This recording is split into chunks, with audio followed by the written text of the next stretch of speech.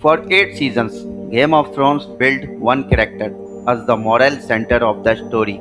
Not the richest, not the most powerful, but the most honorable. Jon Snow wasn't just another warrior, he was the reluctant hero, the kind of leader who never wanted power, which is exactly why he deserved it. So, how did the man resurrected from the death, the true heir to the Iron Throne, end up exiled beyond the wall like none of it mattered?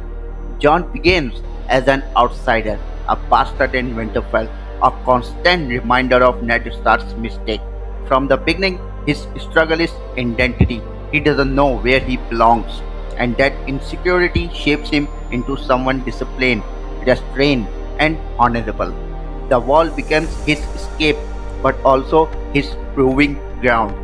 At Castle Black, John earns respect the hard way. He doesn't lead through fear, he leads through sacrifice.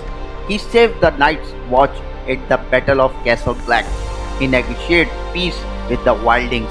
He makes enemies because he does what is right. That's real leadership. And when he becomes Lord Commander, it feels earned. Then something huge happens. John dies. His own brothers betray him, and when he came back, the story elevates him beyond a normal character.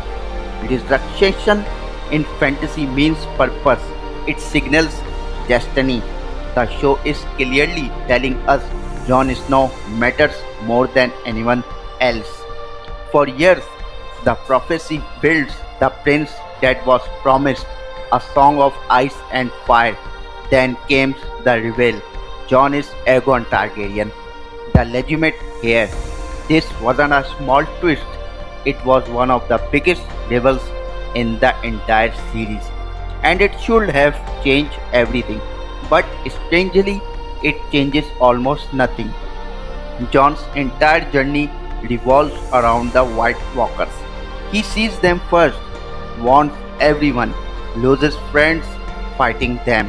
Hardom establishes a silent rivalry between Jon and the Night King. It feels inevitable, but when the final battle happens, Jon never confronts him. The story removes him from his own destiny. That's where disappointment truly begins.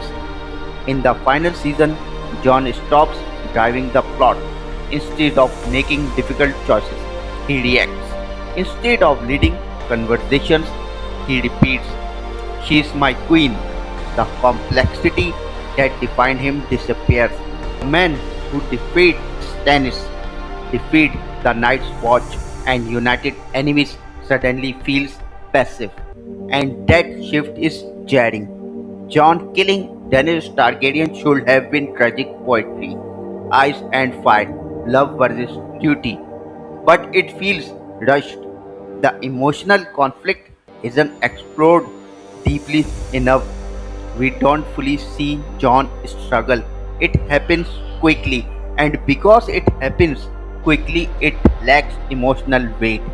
After everything, Jon is sent back to the wall. But why? The White Walkers are gone. The Night's Watch has no real purpose. It feels like political compromise instead of storytelling payoff. The rightful king becomes irrelevant, not because of tragedy, but because the story sidelines him. Jon Snow's ending wasn't tragic in a powerful way, it was underdeveloped. For 8 seasons, the narrative told us he was central, destined, important, but in the final act, he becomes background noise in someone else's conclusion. And that's why it disappoints so many fans. Not because he didn't sit on the throne, but because his journey didn't feel completed. It felt abandoned. Friends, if you enjoy deep character breakdowns like this, make sure to subscribe because here stories aren't just watched, they're understood.